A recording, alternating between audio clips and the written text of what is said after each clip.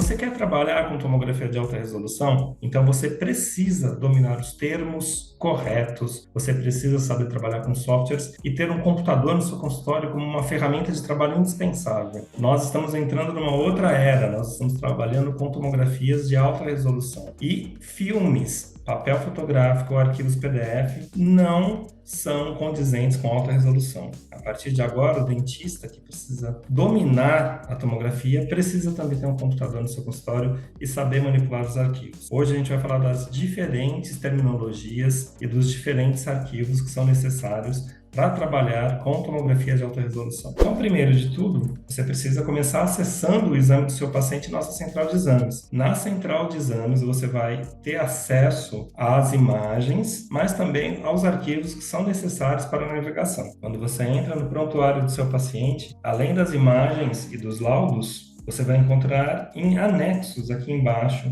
o arquivo DICOM, um PDF com as imagens e o visualizador ou viewer. Qual a diferença entre eles? A gente vai falar agora. Toda a tomografia, independente do equipamento em que ela é feita, ela é gerada num tipo de arquivo que se chama DICOM. O DICOM, ele não é imagem, ele não é um PDF, ele não é um JPEG. O DICOM é uma coleção de arquivos padronizados para a medicina.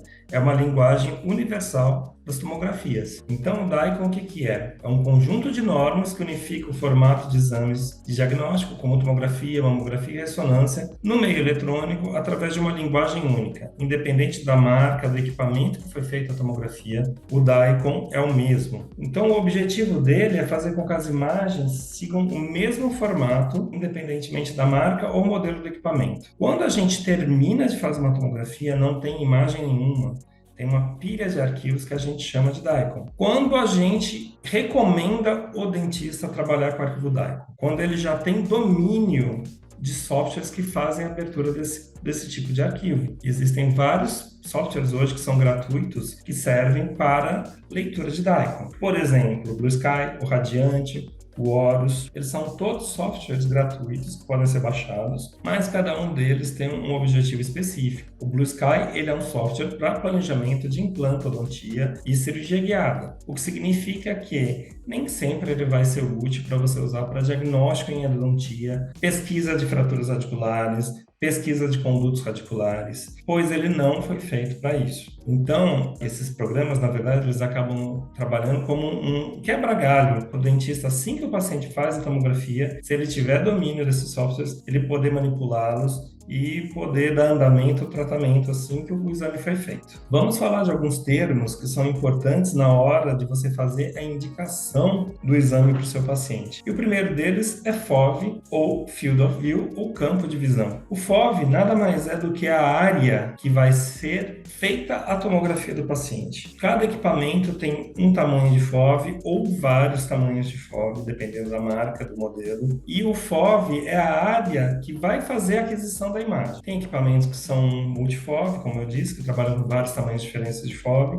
Tem equipamentos que têm menos tamanhos, menos variações. E o FOV, ele serve para a gente determinar o tamanho da aquisição da imagem. Como a gente pode ver aqui, existem equipamentos que têm FOV de crânio inteiro, de face completa, assim como tem FOVs que pegam uma área única. O nosso equipamento, o Morita, o X800, ele trabalha com 11 tamanhos diferentes de FOV, desde o FOV 4x4 de alta resolução até o 15x14 de face estendida. Mas por que ter tantos tamanhos de FOV? É porque cada um deles vai ter uma indicação diferente. E nós vamos falar agora do voxel. O voxel nada mais é do que volumes, são cubos em 3 dimensões, e esses cubos, quando eles se juntam, eles formam o FOV. Vocês imaginam, para ficar mais fácil de entender, uma fotografia digital. A fotografia é formada por pixels. Quando a gente amplia uma fotografia, você consegue visualizar os pixels. O voxel é um pixel em 3D. E quando eles estão unidos, eles formam o FOV. Eles formam o volume da imagem. E daí vem o que eu falei no slide anterior, a necessidade de você conhecer os tamanhos diferentes de FOV e a sua aplicação. Por quê? Quanto maior o FOV, maior vai ser o voxel e menor a resolução da imagem e vice-versa. Quanto menor o FOV, menor o voxel e maior a resolução. Então, voltando aqui, os tamanhos pequenos de FOV são indicados para diagnóstico, para pesquisa de fraturas radiculares, para pesquisa de condutos radiculares, por exemplo. Eles têm alta resolução. Seria muito fácil se eu fizesse uma tomografia de face completa e a partir dela eu reconstruísse as regiões que eu tivesse interesse. Só que tomografias de face completa tem baixa resolução. Então, nós precisamos saber como indicar os exames dependendo do tamanho do FOV. Como nós falamos do arquivo DICOM lá atrás, a gente precisa ter consciência de que, assim que o paciente faz a tomografia, não tem imagem. Nós temos uma pilha de arquivos chamados arquivos DICOM. Então, diariamente, os colegas nos procuram e falam assim, assim que o meu paciente fizer a tomografia, manda a imagem para mim. Gente, assim que o paciente faz a tomografia, não é a imagem para ser mandada. A gente tem uma imagem prévia que a gente utiliza para ver se o exame ficou bom ou não e o paciente é dispensado. A partir disso, todo aquele volume de arquivos DICOM, e isso que vocês estão vendo aqui nessa imagem, são os arquivos DICOM de um paciente. Geralmente fica em torno de 250 até 350 arquivos diferentes. Todo esse volume de DICOM, ele precisa ser processado num software específico para que então nós possamos gerar as imagens, aplicar filtros, trabalhar com brilho e contraste, trabalhar aquela imagem para que ela fique o mais satisfatória possível para o objetivo do colega. Então, assim que o paciente faz a tomografia, não há imagem para ser enviada para o colega. A gente tem apenas os arquivos DICOM. E a diferença, como eu disse lá atrás, de você trabalhar com exames impressos e com exames digitais. Só por esse slide a gente já consegue ver aí na cara que você trabalhar com templates impressos limita em muito a quantidade de informações que você vai ter do exame daquele paciente. Em comparação com você trabalhar com software em 3D, que ali você tem 360 graus de mobilidade, que você tem a possibilidade de navegar num volume completamente, sem limitar os pontos de vista, sem limitar a quantidade de imagens. E como eu disse, papel fotográfico, filme radiográfico e arquivos PDF não são alta resolução. Se você quer trabalhar com alta resolução, você precisa trabalhar com exames digitais. Você trabalhar com os templates da forma que eles são apresentados em filmes ou em papel, você tem um número limitado de imagens, você reduz muito a resolução e nem sempre os templates que a clínica de radiologia lhe fornece refletem a necessidade do dentista. A impressão de filmes ainda é um fator super limitante aqui no Brasil. É um fenômeno do país. Ninguém mais imprime fora do Brasil. Aqui no Brasil a gente tem ainda esse hábito. É um fenômeno cultural e um paradigma cultural que ainda está sendo muito difícil de ser cobrado, de ser quebrado, aliás. Mas nós percebemos que aos poucos existe uma movimentação necessária e que está sendo sem volta. Então, à medida que a tecnologia vai avançando, novas possibilidades, de você trabalhar com planejamento reverso, de você trabalhar com arquivos digitais para cirurgia guiada, para planejamento de sorriso, planejamento periodontal, todos esses recursos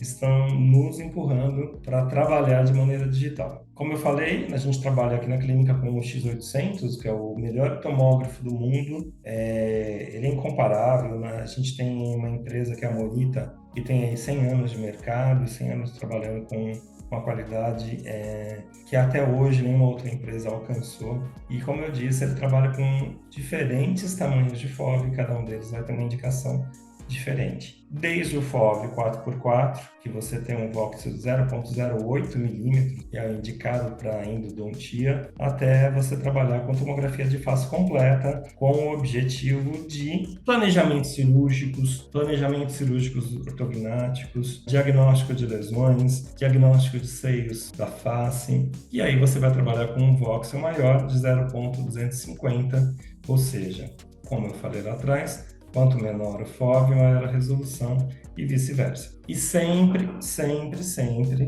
devido a essa especificidade de tamanho de FOV e de resolução, a gente precisa que os colegas sejam extremamente específicos na hora de solicitar uma tomografia. Não adianta você pedir uma tomografia para pesquisa de fratura radicular e assinalar todos os dentes, porque a partir disso a gente vai ser obrigado a trabalhar ou com um FOV grande, que vai ser de baixa resolução, e muitas vezes o diagnóstico não vai ser preciso, ou fazer diversas aquisições com FOVs pequenos de alta resolução. Num caso como esse, a gente é obrigado a fazer 6, 7 tomografias do paciente, se o dentista não for um pouco mais específico e passar as informações com um pouco mais de precisão para o centro de radiologia. Muitas vezes a gente para o que está fazendo, entra em contato com o dentista e fala, olha, é meio difícil quase todos os dentes da arcada estarem fraturados, você consegue passar para a gente uma informação um pouco mais precisa para a gente fazer um exame mais específico? Então, a partir do momento que a gente tem um equipamento multifov e esses FOVs têm diferentes resoluções, a gente precisa trabalhar com um pedido mais específico e mais preciso para a gente saber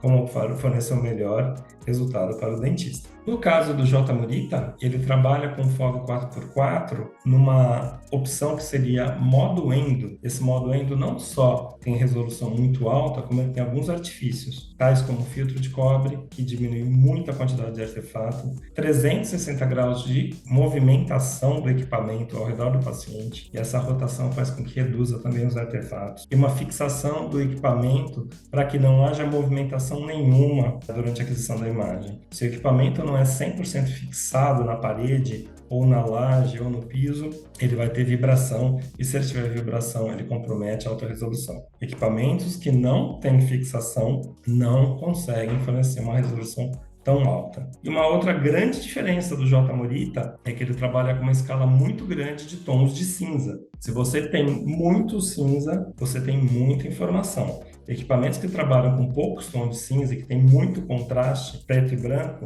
tem pouca informação. Quando você trabalha com imagens como a primeira aqui, que tem um alto contraste, você está perdendo informações, inclusive aqui, do metal do implante. Comparado aqui com o Murita, que trabalha com altos tons de cinza, que trabalha com uma quantidade grande de cinza e com baixo contraste, você tem uma imagem muito melhor. Então, nesse primeiro momento, o que eu quis mostrar para vocês é a diferença de terminologia, diferença de FOVs, diferença de voxel, e a gente entendeu um pouco mais da terminologia e das definições que vão definir como o profissional vai trabalhar daqui para frente com a tomografia de alta resolução.